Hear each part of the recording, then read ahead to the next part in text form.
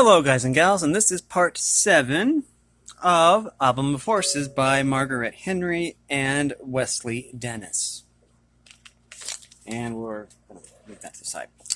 That is basically just so I know which video this is when I upload it to YouTube.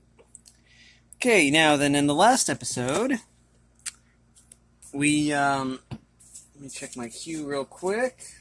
I should have it right here. The last one we talked about the Belgian and the Clydesdale. There's the Belgian. And if you want to check that out, it was in the last video. We will be talking about the Shire horse.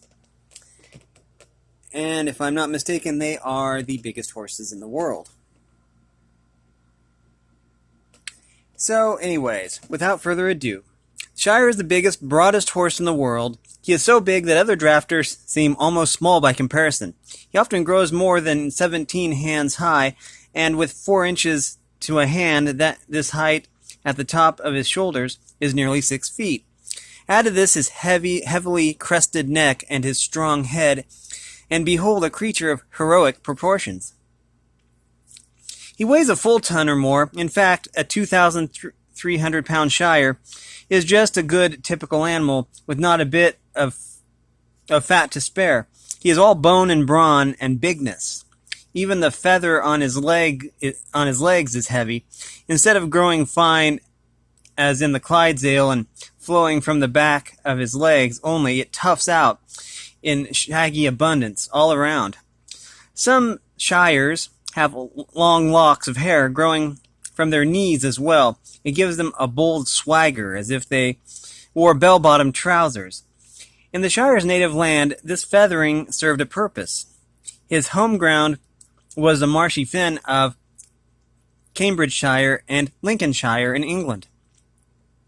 This land is covered with rush-like sedge grass, sharp as sword's blades, and a horse's heels and legs would be cut as he swished through it. The men of the fenland wear leather gaiters, but horses have to grow their own protection. For many months of the year, the fenland oozes with water and bog. Here again, the Shire's hairy heels are good insulation. They help to keep the dampness out.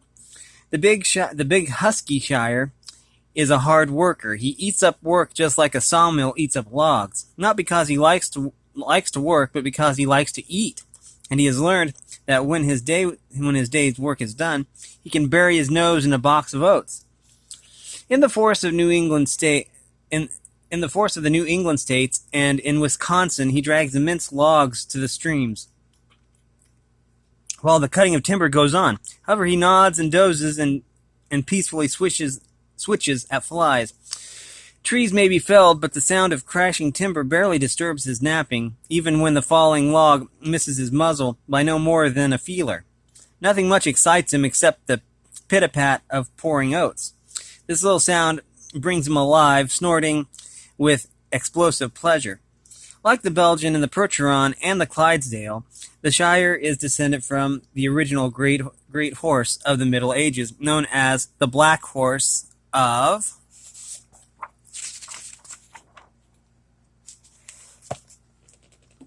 Flanders. The Black Horse of Flanders. The English people first saw one of these great horses when William the Conqueror came riding into Great Britain with a whole army mounted on the huge animals. William the Conqueror himself sat a mighty charger that bore him as if he were no more than a puny boy. Actually, William was not only a full-grown man in 200 pounds of armor, but his horse wore another 200 pounds besides. "Here is a stout-hearted beast," the English people exclaimed. "He could be a cart horse as well as a war steed, and we could load our carts to the topmost rail without feeling sorry for the beast." And that is exactly what they did. For the next span of years, they sent to Belgium for the great horse. First for one, and then one more, and then many, and they crossed him with their large native mares, and produced the Old English Black Horse. In physique, he turned out to be even more massive than the war horse. The new horse was just right, except for his name, Old English Black Horse. This was just too long, and his color was more often bay or brown. So he was renamed Shire. Shire is the English word for country, and since the breed was developed in the shires of Lincoln and Cambridge, it seemed fit and proper to call him that. Okay. It seemed fitting to call him that. Okay, here we are. Now many other shires, such as Kent and Derby and Huntingdon and Leicester, lay claim to the Shire horse, for they too are breeding him. When Henry VIII was the King of England, he issued a decree that horses less than 15 hands high should be destroyed. There was not enough pasture land for all, and he wanted to develop a big, brawny utility horse. Out of his decree came a real establishment of the Shire breed. The Shire is as completely English as John Bull, and apparently, and appropriately, the name of the first one to be imported into America was John Bull. He was as big as his name and twice as powerful, and so well was he liked that a constant stream of shires were implemented during the next 50 years. Some Americans objected to their heavy feathering, worried about keeping it clean, yet when the Shire was used to grade up the small American horse, that is when he was bred to American mares. The colt's foal had height and substance, and in many cases the feathering became modest little tufts. In the corn belt of the Midwest, farmers have found widespread use for the Shire, and in the far west, on the great ranches, 5 and 8 horse hitches may be seen. Here the Shire work as they did in England, in their slow-moving, powerful way. How can we tell the Shire from the other drafters, especially when he often wears the same bay or brown coat as the Clydesdale? This is how. We look for size first. When we look for more subdued markings, a star perhaps, or a streak of white down his nose instead of a broad blaze, and white boots instead of long white stockings. We look for the shaggy feather instead of the fine. But most of all, we note his mountainous size and bulk. Everything in any way connected with the Shire is big, and the men about him are big, and the carts he draws are big, and the logs he hauls are big, and a big Shire horseshoe hangs above a barn door, so the English say, and is almost certain to invite great good luck. In the tiny village of Oakham, between the shires of Leicester and Lincoln, there is a quaint custom that goes back hundreds of years. Whenever a noble or peer comes to town, he is expected to hang a horseshoe in the ancient town hall as a token of his visit. The biggest shoes, the people say, bring the biggest luck. And whose are they? The ponderous big shires, of course. Next we have the Suffolk Punch, which is I believe it's another draft breed, which is awesome. So we're going to look at these pictures first. Okay, and we're going to look at that. They look to be plowing horses. In eastern England, between the North Sea and the Fens, there is a sunny stretch of land set quite apart from the hurry of the world. It is a land of wide fields and windy skies, and within its boundaries is a kind of peaceful excitement. It is the land of earth artists, the land of the Suffolk man and his Suffolk Punch horse. When Suffolk countrymen stroll by a tractor plowing field, he walks unseeingly as if he wore blinders. But a field plowed by a Suffolk Punch, here he stops to let his eye caress the land. He looks across the upturned earth and nods his head at the smoothness of it.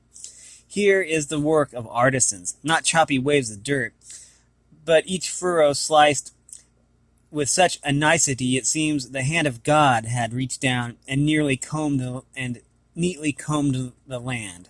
The Suffolk Punch belongs to Eastern England. He is part of the landscape, part of the economy, part of the history. Merely to look at, he is a satisfaction to the eye. His color, is bright chestnut like the tongue of fire against black field furrows.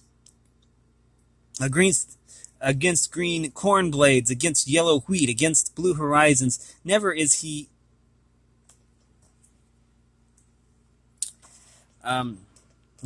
wait, I lost my place again. What's going on here? Okay, here we go, sorry. I lost my place there. Oh yeah, right here. I really liked what they were saying here, so I'm going to read this line again. Merely to look at, he is a satisfaction to the eye. His color is bright chestnut like a tongue of fire against black field furrows, against green corn blades, against yellow wheat, against blue horizons. Never is he any other color. Of course, the shade may vary up and down the scale from burnt chestnut to bright, but chestnut it must be. Someone once kept a record of 12,000 Suffolks, and each and every one was a chestnut. When the wind lifts his forelocks, a Suffolk Punch may show a star or a snippet of white on his forehead, and sometimes on his heels there is a touch of white, but often the chestnut body coat is so vivid with that such markings go unnoticed. For centuries, the Suffolk man have bred Suffolk horses for the fields of Suffolk. Today, farmers may own a tractor, but more than likely he has a Suffolk Punch too, and his father before him owned a team of Suffolks, and even 50 of his acres, and his grandfather before him drove 3 Suffolks without rein, hitching one ahead of the other, and his great-grandfather worked side by side with Suffolks, and so on. Back for generations, the Suffolk man and his chestnut horse together have made eastern England a land rich in grains and grasses. The Suffolk Punch is the oldest of the draft breeds, and the only reason there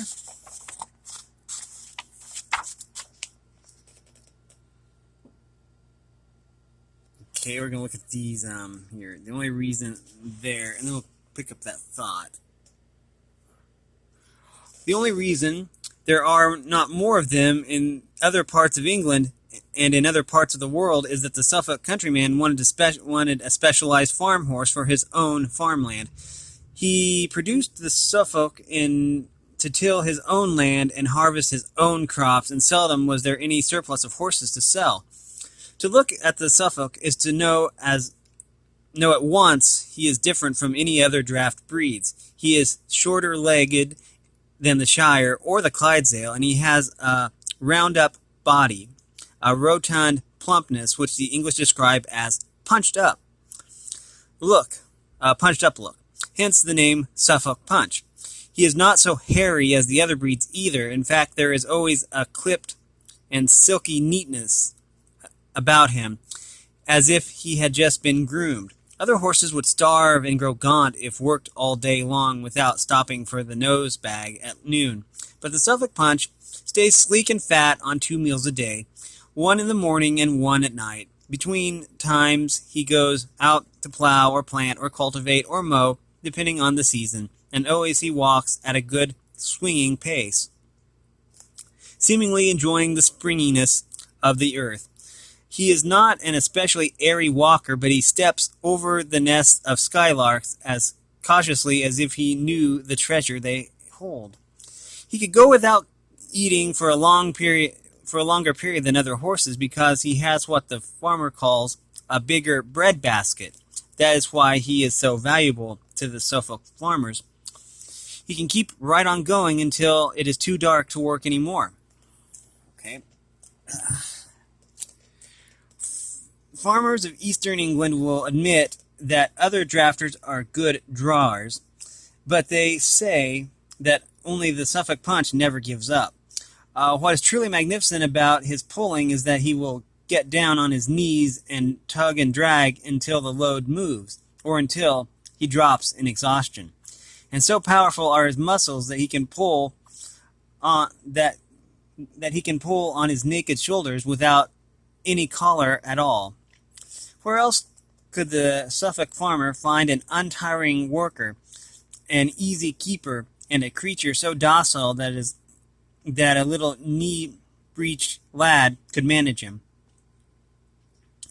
In this country, in New Jersey, there was once a Suffolk mare, imported from the very heart of Suffolk country. Her name was Finally, and she lived up to all the attributes of her breed. Finally. Okay, I wanted to make sure I read that right. Her name was Finally. I'm going to focus on that. Finally. And she lived up to all the attributes of her breed. She worked the sun up, and she worked it down, and she ate her fill only at dawn and dusk. Year after year she appeared in fine fettle, and her chestnut coat glistened in the sunlight like water on a mill wheel. And year after year she took only a little time out from her work to foal a colt. Even when she was 27 years old, she had a little filly, bright as a copper penny, and with that characteristic punched-up look, her owners named the foal Finish, and they were proud as Punch to think that a mare so old could be so young in spirit, and could go on producing such fine children in her own image. The men of Suffolk, however, were not surprised when they heard of Finally's prowess. To them it was only to be expected. Was she not a Suffolk Punch? Did not the Americans know that Suffolk horses were famous for their longevity, that Suffolk mares have colts when they are even 10 years older than Finally? Suffolk countrymen are chary of their praise. Chary. C-H-A-R-Y, chary. And the words of Thomas Crisp, of Ufford, are a fine example. In advertising his famous Suffolk stallion, he said of him, "He is a fine bright chestnut horse standing 15½ hands high, and there is no occasion to say anything more in praise of him. Yet it is to this very horse of Mr. Crisp's that nearly all Suffolks today go back to in direct line. He was the greatest Suffolk of his time, and to Mr. Crisp surmise no one needed to sing his praises. Suffolk farmers spend so much. Oh, I think my battery just died. Suffolk farmers spend so many hours in quiet comradeship with their horses that talk seems wasteful, and they could tell you that King George V owned Suffolk horses and had a capital eye for understanding their character, and they could tell you that the king, like their other, and they could tell you that the king, like their own fathers, was a Suffolk countryman, and that he chose to die within sight of its wide fields and windy skies. But this too is taken for granted. A king rightfully knows that the land of Suffolk holds peace in its loamy goodness, and that the place for the Suffolk man or horse to die is that in the sun-filled land where he was born. And when we pick this up again, we will be reading the Lipizzaner and the Mustang. So we are really getting down there. I think those are the next ones anyway. I will check the... here. We are to the Lipizzaner and Mustang. But yeah, with that being said, we are going to wrap up this video. This has been the Album of Horses by Marguerite Henry. This is an original 1965 copy of the book. And with that being said, if you like this content, make sure you like and subscribe and ring the bell so you know when I upload. I appreciate any and all support. All that information will be in the description below. Also, the song that plays during the intro and the outro is from Undertale and copyright to Toby Fox. It is not my music, but I have permission to use it. So, with that being said, thanks for watching, everyone, and have a great day.